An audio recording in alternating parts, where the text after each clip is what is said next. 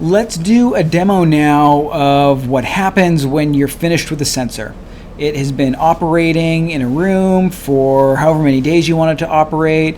So once it's been removed, when you take off the lid, it's still running, right? So now what I need to do is I'm gonna disconnect the power.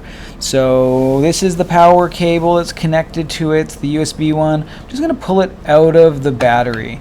So that disconnects and turns off the system. So now it's all turned off. So now what I'm gonna do is I'm gonna remove the SD card.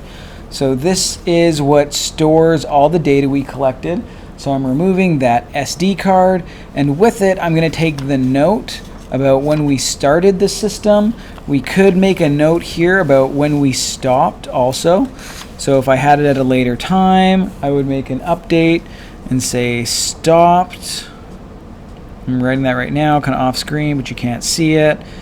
Maybe this was September 22nd at 4:58 p.m.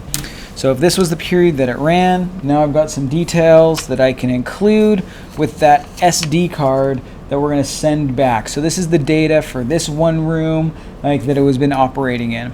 Okay, now if we want to get it ready for the next, what we need to do is we should have a new blank SD card that's been sent. Here I've got one. Notice the number's different. I'm using 2D. The other one was 3D. They're all labeled. They all have unique identifiers, so we can just make sure we're not accidentally putting the same one back in. I'm going to put this into the system. And now, if the battery was fully charged, I could plug it in and get it started and moving again. Before I would do that though, I would want to make sure the battery is fully charged. We'll do another video of how to charge the battery in just a minute.